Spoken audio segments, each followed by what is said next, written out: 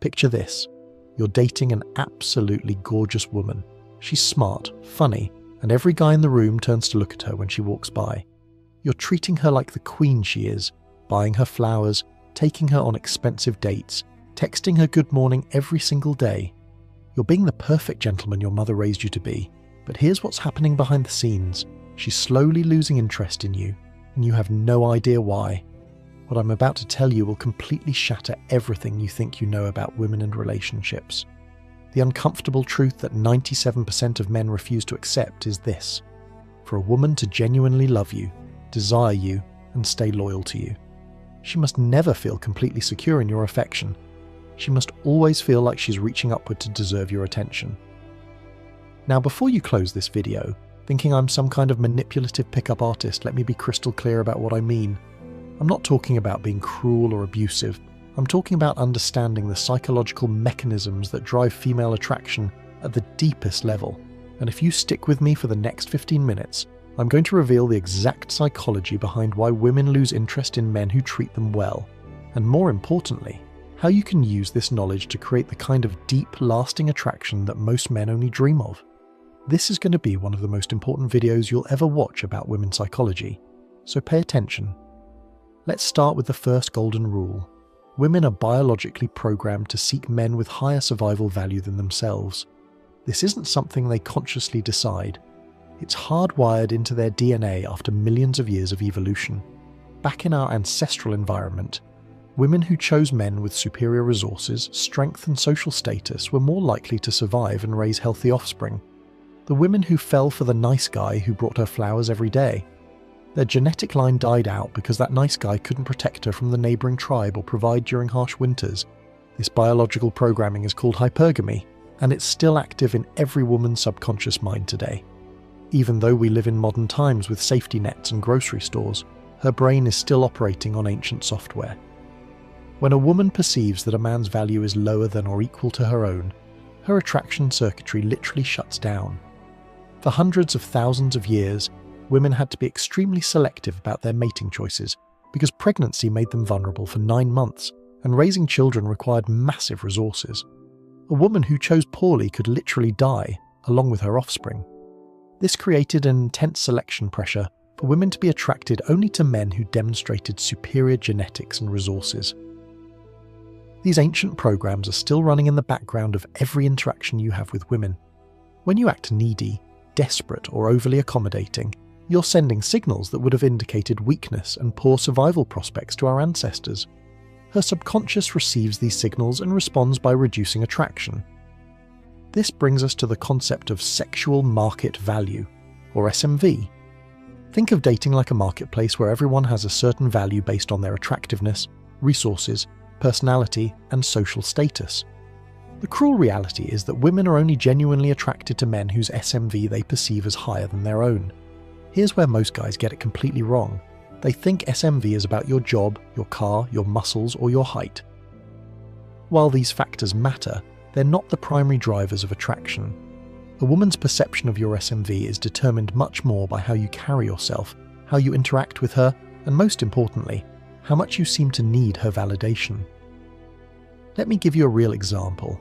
I once knew a guy who was a successful lawyer, drove a BMW, and was in great shape. He would wine and dine women at expensive restaurants, shower them with compliments, and make himself available whenever they called. Despite having all the external markers of high value, women would consistently lose interest in him after a few weeks. Compare that to another guy I knew who was a bartender, lived in a studio apartment, but had an abundance mindset. He would take women to casual coffee shops, playfully tease them, and never seemed fazed if they didn't respond to his texts immediately. Women would become obsessed with him, constantly trying to win his approval and attention. The difference? The second guy understood that perceived value is more powerful than actual value. He carried himself like a man with options, while the first guy's behavior screamed, "Please don't leave me." Women are constantly scanning for social cues about your value relative to other men. They're looking at how you handle rejection, how you respond to their tests, how you carry yourself in social situations. These behavioral cues matter more than your bank account or your biceps. Here's the second golden rule. The less certain a woman is about your interest level, the more mental energy she invests in thinking about you. This is basic psychology. We value what we're uncertain about and take for granted what we're sure of. When you immediately show your hand by being overly available, constantly texting, and making it obvious that you're completely smitten, you remove all mystery and challenge from the equation. She no longer has to work for your attention because you're freely giving it away. But when you maintain some level of uncertainty about your feelings, something magical happens. Her mind starts racing with questions. Does he like me? Why didn't he text me back? What is he doing right now? This mental occupation is the foundation of attraction. Let me paint you a picture of how this works in practice. You meet a woman at a social event, have a great conversation, and exchange numbers. The typical guy would text her the next day saying something like, "Hey, I had such an amazing time talking to you last night. You're incredible. When can I see you again?"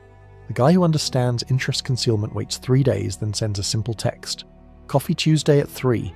No excessive enthusiasm, no validation, just a clear invitation that demonstrates he's interested but not desperate. Here's the psychological principle at work. Humans are naturally drawn to intermittent reinforcement. When we receive consistent, predictable rewards, we quickly adapt and lose interest. But when rewards are unpredictable, we become psychologically hooked. Your attention operates on the same principle. When you give it consistently and predictably, she adapts to it and loses interest. When you give it intermittently and unpredictably, she becomes psychologically hooked on getting more of it. Think of your attention and approval as a currency. Like any currency, its value is determined by scarcity. When you give your validation too freely, it becomes worthless. When you make it something that must be earned, it becomes precious. Most men make the fatal mistake of front-loading all their validation. They compliment her constantly, agree with everything she says, and make it clear that she's the most amazing woman they've ever met. What they don't realize is that they just spent their entire emotional budget in the first week. Women are incredibly skilled at reading your level of investment through your behavior. She doesn't need you to say, "I love you." She can see it in how quickly you respond to her texts, how you light up when she walks into the room, how you rearrange your schedule to accommodate her whims. Here's what you need to understand. Women want to feel special, but they want to earn that feeling. When you give it away for free, it loses all meaning. When she has to work for your approval, suddenly it becomes worth something. I know a guy who was dating a model, absolutely stunning woman who was used to men falling over themselves to please her. Instead of showering her with compliments about her looks like every other guy, he would occasionally acknowledge her intelligence when she said something insightful, or praise her sense of humour when she made him laugh. The key was that his validation was conditional on her behaviour, not just her existence. She had to earn his approval through her actions, which made it infinitely more valuable than the empty compliments she received from other men. One of the fastest ways to destroy attraction is to become predictable. When she knows exactly how you'll respond to everything she does, when she can predict your schedule down to the minute, when you become a known quantity, her interest will inevitably fade. This is why so many relationships start passionate and exciting, but gradually become boring and routine. The man, in his effort to be a good boyfriend, becomes utterly predictable. He calls at the same time every day, takes her to the same types of places, and responds to her the same way every time. Predictability signals to her subconscious that she has completely figured you out, which means she no longer needs to invest mental energy in understanding you, and when she stops investing mental energy in you, she stops feeling attracted to you.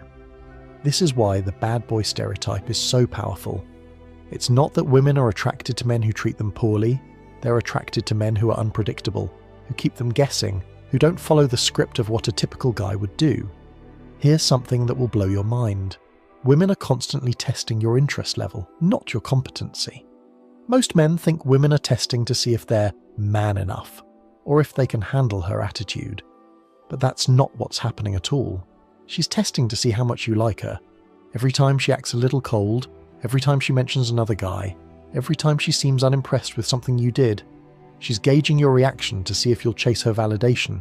When you fail these tests by immediately trying to win her approval back, you're essentially telling her, "I like you more than you like me." And once she knows that, the power dynamic shifts permanently in her favour. Let me break down some specific examples. The comparison test.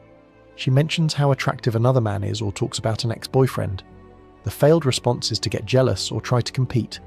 The correct response is to be genuinely unbothered and maybe even agree with her. The availability test. She suggests plans and then cancels at the last minute. The failed response is to immediately try to reschedule or express disappointment. The correct response is to say, no problem, and make other plans. The attitude test. She gives you attitude or acts cold. The failed response is to ask what's wrong or try to cheer her up. The correct response is to mirror her energy and be equally cold until she corrects her behaviour. These tests aren't conscious manipulations. They're unconscious behaviours driven by her need to assess your value. When you consistently pass these tests by remaining unbothered and maintaining your frame, you signal that you're not desperate for her approval. When a woman perceives that a man's value is lower than her own, her body literally starts to reject him on a biological level. This isn't conscious. It's happening in her subconscious mind. Her brain starts sending signals that this man is not genetically superior enough to be worth reproducing with. This manifests as a loss of sexual desire, increased irritability around him, and a general feeling that something is off about the relationship. This is why so many women in relationships stop being intimate with their partners. It's not that they don't love them, it's that their biology is telling them not to reproduce with someone they perceive as weak or inferior. Her subconscious thinks that you became weak, that you can't stand up to her, therefore you can't stand up for her. Women are survival creatures, and when she looks at you, you're now a bad bet for her survival. Understanding this can be painful, but it's also liberating. When you realise that her loss of interest isn't personal, it's biological, you can start to make the changes necessary to reactivate her attraction. Here's a fascinating psychological phenomenon. When a woman is uncertain about your interest level, she switches from covert to overt communication. Let me explain what this means. Normally, women communicate covertly, meaning they hint at what they want rather than stating it directly. She might say, I'm cold instead of, can you give me your jacket? Or, I'm hungry instead of, let's go eat. But when she's worried about losing you, she switches to overt communication. She starts being more direct, more affectionate, more obvious about her feelings. She'll text you things like, I miss you so much, or I can't wait to see you tonight. This shift happens because her hypergamous instincts are telling her that you might be higher value than she initially thought, and she needs to make sure she doesn't lose you to another woman. When a woman really likes a guy, she will return texts on time, call you back, always check in how your day is going, and genuinely do things to make you feel like she likes you. She switches to overt communication because hypergamy can't stand to lose one. Here's where most dating advice gets it completely wrong. They tell you to hit the gym, make more money, dress better, and develop more skills. While these things can help, they're missing the fundamental point. You can be the most successful, attractive, well-dressed man in the world, but if you display low-value behaviours, she'll still lose interest. I've seen millionaires get dumped by women who work at coffee shops because they didn't understand these psychological principles. Conversely, I've seen average guys with average jobs keep beautiful women completely obsessed with them because they understood how to maintain the proper psychological dynamic. External improvements might get you in the door, but psychological positioning is what keeps her interested long-term. Self-improvement is not the answer. Passing the interest tests is the answer.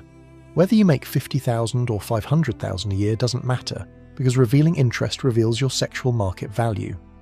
Revealing your interest reveals what type of girl you're used to getting. This is probably the most counterintuitive part of female psychology.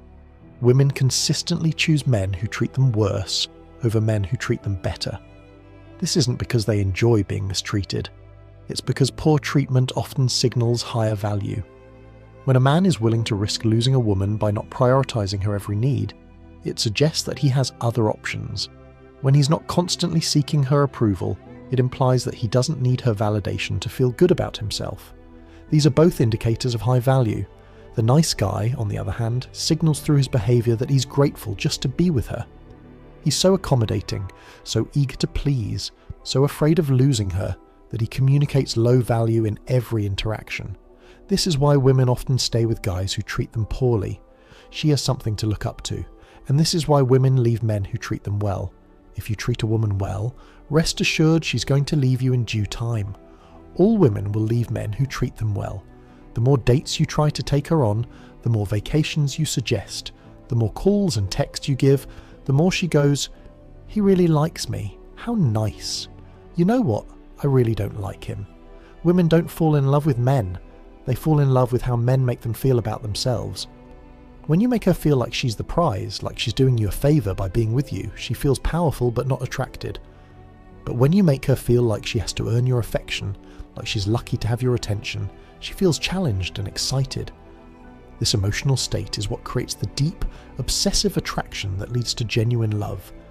Women are led by their emotions. If her emotions are signalling, text this man, you like him, that girl is going to text you. If her emotions are signalling, he's low value, I don't like him anymore, she pulls back. The key is to make her feel like she's constantly reaching upward to deserve your attention, but never making her feel like she can't reach it. It's a delicate balance between challenge and hope. The most attractive quality a man can have is genuine abundance, the feeling that he has multiple options and doesn't need any one woman to feel complete. This isn't about actually having multiple women. It's about the mental state of not being needy or desperate. When you have abundance, you naturally do all the right things. You don't chase, you don't overinvest, you don't sacrifice your dignity for her attention. You treat her well because you want to, not because you're afraid of losing her. This mindset is incredibly attractive because it's so rare. Most men are operating from scarcity. They're so grateful to have female attention that they'll do anything to keep it. The man with abundance is selective about who gets his time and energy. You containing your interest makes you the bad boy, makes you the player without even trying to be. You not replying to 1 or 2 text messages makes you attractive. You don't have to be out doing crazy things. There are subtle tweaks in your behaviour that position you as a high-value guy. Women are biologically attracted to men who can lead, make decisions, and take responsibility. When you constantly seek her approval or ask her to make decisions, you're failing to fulfill this basic masculine role. Masculine leadership doesn't mean being controlling or domineering. It means being decisive, confident, and willing to take charge when necessary. It means having a vision for your life and inviting her to join you, rather than centering your life around her preferences. For example, instead of asking, "What do you want to do tonight?" try, "We're going to try that new Italian place downtown." Instead of, "Is this okay with you?"